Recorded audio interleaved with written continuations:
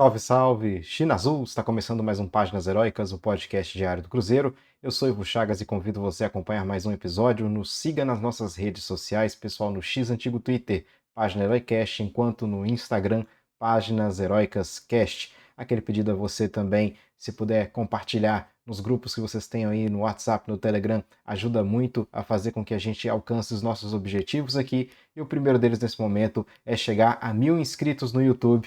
E aí, quando isso acontecer, tá aqui, ó, vai estar aqui na telinha para vocês verem, vai ter o sorteio de uma camisa oficial original do Cruzeiro, repetindo, nada de camisa da Shopee, camisa de uma loja fidedigna, né? Vou comprar de uma loja e enviar diretamente à pessoa que for sorteada. E as regras dos sorteios neste momento são, para participar, teria que curtir, seguir, né, a página do Instagram, tanto do Páginas Heróicas quanto dos nossos parceiros Confrades Futebol, e a mesma coisa no YouTube, né? Estar aí inscrito tanto no YouTube da Páginas Heróicas quanto do Confrades Futebol, tá? Chegando a esses 1000 inscritos, iremos sortear essa camisa, portanto, corre lá, se inscreve se você ainda não é inscrito no nosso canal e também compartilhe com amigos, né? Com parentes, amigos, pessoas que vocês conhecem que queriam ter uma camisa aí. Isso aí é importante porque vai chegar mais rápido a esses 1000 inscritos e aí, tão logo cheguemos a esses 1000 inscritos, já iremos fazer o sorteio. Bom, vamos falar diretamente do que aconteceu no dia de ontem. Eu estou gravando esse vídeo aqui hoje porque ontem estava difícil, né? Depois do jogo aqui, para quem não sabe, eu moro em Portugal, portanto já estava bastante tarde. Agora também está tarde, 2h30. Só consigo gravar mais à noite mesmo, mais de madrugada, que é quando eu tenho um pouco de paz aqui. Então, enfim, peço desculpas por isso, mas o vídeo está saindo agora, nesse pós-jogo de 0 Cruzeiro, 0 Atlético Mineiro. Bom, pessoal, eu vou colocar aqui, antes de mais nada, o nosso software score aqui, né? Deixa eu dar uma ampliada para vocês verem melhor. Essa questão aqui enfim, dos jogadores, as notas, né? Eu vou falar um pouco do que foi o jogo, na minha opinião, tá? Minha opinião vale o que vale, mas vou falar um pouco sobre o que foi o jogo para mim, no meu ponto de vista, e quero falar aqui sobre o que foi o jogo para alguns jogadores do Cruzeiro, tá? Vamos começar aqui, vamos falar aqui as notas, né? Cássio 7.4 é uma boa nota, William 7.6, boa nota também, o William tendo sido aí considerado pelo SofaScore o melhor jogador do Cruzeiro na partida. Depois Zé Ivaldo com 7, Vicharba com 7.1, para mim foi bem o Vicharba. Kaique com 7.4, Barreal com 7.1, Wallace com 6.5, saiu aí no intervalo, portanto nem tem assim muito o que falar sobre a atuação do Wallace. Matheus Henrique 6.9, Matheus Pereira 7.3, Lautaro Dias 6.7 e Caio Jorge a pior nota do lado do Cruzeiro 6.2, e aí eu vou concordar com essa nota, já digo de antemão. Para mim, o Caio Jorge foi o jogador que mais destoou nesse time do Cruzeiro e tem sido assim já em alguns jogos, né? Desde que de todos os reforços que já começaram a jogar pelo Cruzeiro, e todos eles jogaram exceto o Peralta e o Jonathan, o Caio Jorge é aquele que tem mais dificuldades em de fato mostrar a que veio, né? A verdade é essa. Já tem pessoas, já há cruzeirenses aí dizendo que o Caio Jorge não presta, tem que ser colocado de lado, ano que vem tem que ser vendido, tem que ser descartado. Ô pessoal, vamos tomar cuidado com isso aí, porque foi um atleta que foi contratado por um valor muito importante, tá? Então a gente tem que ter paciência, foram apenas alguns jogos. É claro que ele não está realmente entregando aquilo que a gente esperava que ele entregasse, mas a gente tem que ter paciência, a gente tem que tentar entender se de fato é o jogador que não está conseguindo render ou se é algum problema tático, né? Não sei, de posicionamento, talvez ele não esteja jogando na dele. Enfim, isso aí é o Seabra que vai ter que trabalhar para tentar entender o que está acontecendo com o Caio Jorge, né? Deixa eu só esqueci aqui de ligar aqui uma luzinha para melhorar. Desculpa aí. Eu acho que aí melhora um pouquinho. Bom, agora falando do que foi o jogo. Um jogo muito ruim do Cruzeiro, muito ruim. Um Cruzeiro que não mostrou aquele ímpeto que mostrou, por exemplo, no primeiro tempo contra o Fortaleza, em todo o jogo contra o Botafogo. Foi um Cruzeiro que ensaiou ali no início do jogo alguma pressão, aliás, no início mesmo do jogo, no pontapé inicial, o Atlético Mineiro foi quem tomou as primeiras ações, mas depois o Cruzeiro responde. Isso vocês podem ver até nesse gráfico aqui do próprio SofaScore. O Atlético Mineiro começou com mais volume, depois o Cruzeiro ganhou o volume, depois o Atlético ganhou, o Cruzeiro, num determinado momento do primeiro tempo, dominou a partida, e depois, aqui para o final do primeiro tempo, só deu o Atlético Mineiro, né? Ironicamente, aqui no gráfico do SofaScore, o Atlético Mineiro tá com azul. Tá, enfim, mas não se confunda. O azul aqui significam as ações do Atlético Mineiro e o verde significam as ações do Cruzeiro. Então vocês estão vendo que no primeiro tempo, e isso aqui realmente reflete o que foi o jogo, o Atlético Mineiro começou, o Cruzeiro respondeu ali, teve uma tentativa, o Atlético Mineiro voltou e aqui teve aqueles chutes do Barreal, enfim, o Matheus Pereira também experimentou ali, todos os 3 chutes saíram do lado esquerdo do goleiro Everson, né? E aí você vê um pico aqui no final. No primeiro tempo, o Atlético Mineiro fez muita pressão no Cruzeiro, né? Aquelas jogadas que já haviam acontecido no Cruzeiro, naquela derrota no primeiro turno do Campeonato Brasileiro. Nós tínhamos ainda o Larcamon como treinador, e era sempre a mesma coisa, que a gente via aqui, ó, o Gustavo Scarpa e o Guilherme Arana fazendo transições de bola, né? Lançamentos um para o outro. A bola passava muito pelo Gustavo Scarpa, que jogava essa bola para o Guilherme Arana, que tentava cruzar na área, ou vice-versa. Isso aconteceu muito naquele jogo em que o Cruzeiro perdeu para o Atlético Mineiro sob o comando do Larcamon. Voltou a acontecer ontem, e o Seabra, no primeiro tempo, não conseguiu parar isso. Tanto que no segundo tempo ele teve que reposicionar o William para o William marcar melhor o Guilherme Arana, e aí sim isso diminuiu um pouco. Tanto que você vai ver aqui, ok, que no primeiro tempo o Atlético Mineiro tem as ações aqui, mas num dado momento aqui no meio do primeiro tempo, do segundo tempo, desculpe, o Cruzeiro tem as ações importantes, né, e tem algumas chances, mas acaba desperdiçando, dentre elas, a chance com o Arthur Gomes, né, que foi a melhor chance do jogo para o Cruzeiro. O Everson defende, a bola bate na trave depois. Agora, primeira coisa, gente, a gente não pode dizer, como eu tenho ouvido algumas pessoas dizerem, que acabou, que o Cruzeiro chegou. Eu vi um comentário assim, né? O Cruzeiro é um time que não ganha de time que disputa lá em cima, né? O Cruzeiro é um time que não aguenta. Chegamos no teto, esse time não vai dar mais nada. Gente, os reforços acabaram de chegar, né? Vamos dar uma olhada aqui nos jogos do Cruzeiro, ó. Aqui, ó. Os reforços chegaram aqui, ó. O Red Bull. O Cruzeiro venceu por 2-1. Desde que os reforços chegaram, são 3 vitórias, 2 derrotas e um empate. É o ideal? Não é o ideal. Se a gente mantiver esse retrospecto, a gente vai brigar por alguma coisa? Não. Mas aqui, vamos colocar também aqui, vamos ponderar, para falar a verdade, vamos ponderar o que foram esses jogos. Então aqui a gente teve essa vitória contra o Bragantino, que foi boa, nem todos os reforços estiveram aqui todo o tempo, foi mais o Cássio. Depois contra o Palmeiras a gente perde num jogo em que tem aquele lance de um gol anulado que não deveria ter sido anulado, que poderia ter mudado completamente a história do jogo. Portanto, eu também não consigo dizer que o Cruzeiro aqui foi incapaz, incompetente contra o Palmeiras, pelo contrário. Depois uma vitória sobre o Juventude, uma vitória sobre o Botafogo, que foi a melhor performance do Cruzeiro até agora. E aí vem o jogo contra o Fortaleza, que tem toda aquela questão de ter sido em Cariacica, o Cruzeiro foi atrapalhado por isso, teve toda essa questão. Não sabemos o que poderia ter sido esse jogo no Mineirão, é verdade, não temos nenhuma condição de saber isso. Fica no campo do si, fica no campo da especulação, a gente não sabe. E aí o clássico, que por si só é um jogo diferente, é um clássico.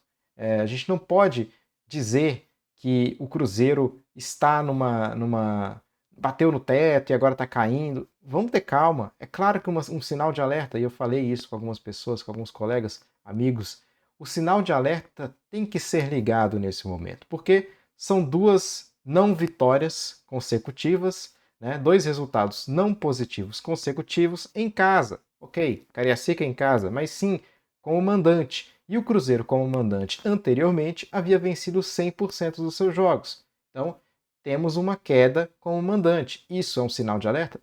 Tem que ser tratado como tal, tem que ser tratado como um sinal de alerta. E aí algumas coisas têm que ser reavaliadas, né?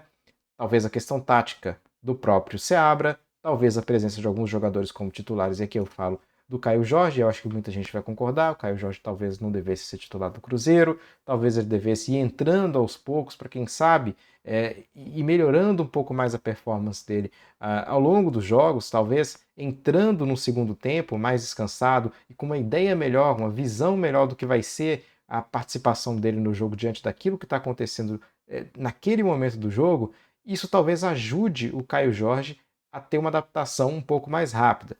É claro que eu não acho também que o Dineno tenha feito um grande jogo, né? Por quê? Porque não chegou a bola para ele. Ele não recebeu bolas com grande capacidade ou possibilidade de finalização. Tá? Então, talvez seja uma questão de posicionamento desse ataque do Cruzeiro também. E mais uma vez, isso aí é uma questão que o Seabra vai ter que trabalhar. E o Seabra tem que, na minha opinião, melhorar um pouco a visão que ele tem de jogo e a resposta que ele dá diante de um jogo que não está sendo um jogo bom para o Cruzeiro. A gente vê que nitidamente o Atlético Mineiro teve mais capacidade de impor o seu jogo ao longo da partida. Isso aconteceu. E o Seabra talvez não tenha tido a capacidade de ler bem esse jogo e principalmente de dar respostas rápidas a isso. Foi algo que, por exemplo, eu vou sempre trazer isso. O Vojvoda fez muito bem naquele jogo que culminou com a derrota do Cruzeiro diante do Fortaleza. Um empate de 1-1, que em teoria era bom para o Fortaleza, o Vojvoda não gostou. No primeiro tempo ele vai lá, tira um jogador, coloca outro que mudou totalmente a cara do jogo. Eu não vejo esse tipo de posicionamento, esse tipo de rapidez de raciocínio ou de ação por parte do Seabra. Eu vejo o Seabra como um treinador que consegue montar o time muito bem, consegue antever algumas situações, mas pouco capaz de mudar aquilo que ele já estabeleceu. Ou seja, ao longo do jogo, o Seabra é um pouco mais burocrático, né? Ele demora um pouco mais para mudar. E isso tem prejudicado em alguns jogos, prejudicou contra o Fortaleza e prejudicou também contra o Atlético Mineiro, na minha opinião. Terra arrasada, que eu tô vendo muita gente falar disso. Gente, tá muito longe de ser terra arrasada. Vamos parar com isso, pelo amor de Deus. Eu vi hoje um pessoal falando: vocês têm que entender que Lautaro Dias e Caio Jorge, nesses jogos em que eles jogaram, não participaram de gols pelo Cruzeiro. Então, né, deixando ali que eles são ruins. Porque o Arthur Gomes e o Veron, esses sim participavam de gols. Ô, gente, vamos ter um pouco de cuidado nessas análises assim também, porque será? Quantos gols o Verón perdeu também, né? Quantos gols o próprio Arthur Gomes perdeu, incluindo ontem? Isso aconteceu. O Lautaro Dias e o Caio Jorge têm conseguido ter as mesmas chances, as mesmas possibilidades de fazer gol que esses outros dois tiveram? Na minha opinião, não. Então, eu acho que isso passa também por uma questão tática, por uma questão que deve ser modificada pelo Seabra. O Seabra tem que ler bem o que aconteceu nesses dois últimos jogos e conseguir, de alguma forma, montar o Cruzeiro, né, de uma maneira a possibilitar que esses jogadores também tenham melhor participação. O Caio Jorge, para mim, falhou muito quando não conseguiu dar passes importantes para os seus companheiros, né, que combinariam com minimamente, né, no mínimo, com uma jogada perigosa do Cruzeiro. Então teve um momento do jogo ali um contra-ataque, se não me engano, o Caio Jorge tinha a opção de tocar e errou o passe. Ele foi terrível. Poderia ter nascido um gol do Cruzeiro, né? Então nisso, o Caio Jorge tem que melhorar bastante, se apresentar melhor, talvez se movimentar melhor, talvez se posicionar melhor em campo, né? Isso aí depende dele, né? Não é tanto do Seabra, depende muito dele. Portanto, eu acho que ainda está com muita dificuldade o Caio Jorge e talvez pegar um banquinho seja interessante para que ele vá entrando aos poucos e consiga se adaptar de maneira mais rápida. Jogadores que entraram, né? O Lucas Romero, o Rondineno, Arthur Gomes, Vitinho e Marlon, nenhum entrou e mudou muita coisa, a verdade é essa. Enfim, Marlon, teve uma notícia que eu vi aí de que o Marlon estava insatisfeito com alguma coisa, né? Eu, sinceramente, olha, não sei se é bem assim, se isso aconteceu mesmo, talvez até me digam aí se isso aconteceu mesmo, se isso realmente foi uma situação que aconteceu, Não sei se essa declaração do Marlon foi real ou não. Posso até dar uma pesquisada aqui para saber. Deixa eu ver aqui.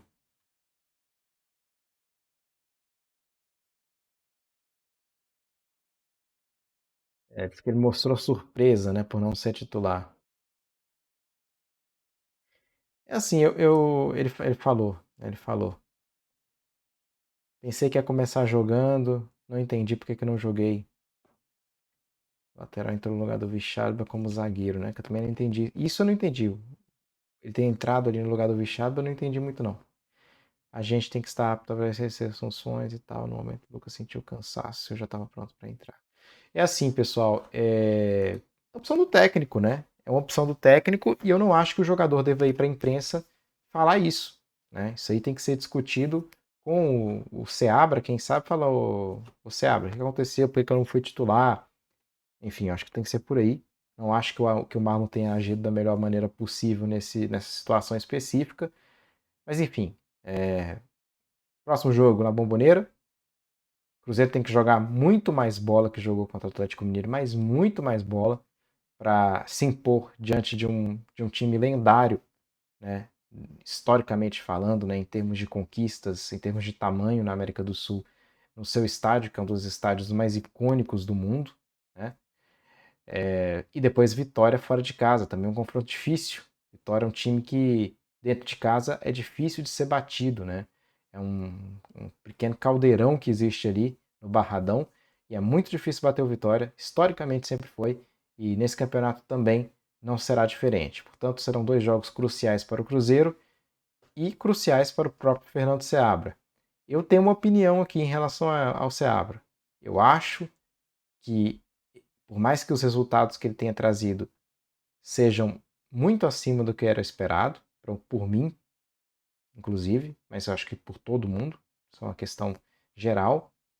Mas o Seabra não tem costas largas, essa é a minha opinião. Eu acho que se houver aí um momento de grande decadência daquilo que é o futebol do Cruzeiro, daquilo que são os resultados, sobretudo, eu acho que a diretoria, que o Pedrinho, que o Matos não vão bancar o Seabra. É um achismo meu, porque o Seabra é um cara que já estava aí, né? E por mais que goste da confiança do Pedrinho, do Matos, eu não sei por quanto tempo isso vai se segurar, não. Até porque a torcida já está perdendo a paciência com algumas coisas. Não acho que seja para isso.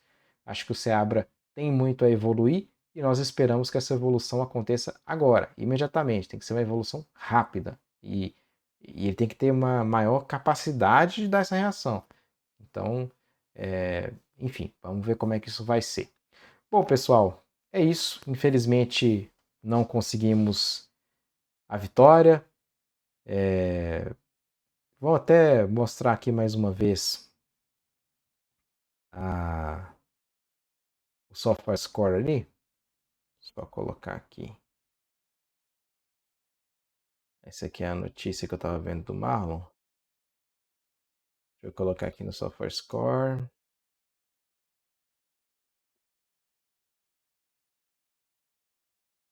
Bom, só para mostrar aqui uma coisa também para vocês, a questão da tabela, né? Uma coisa que me deixou triste é que se o Cruzeiro tivesse vencido esses dois jogos, né, gente?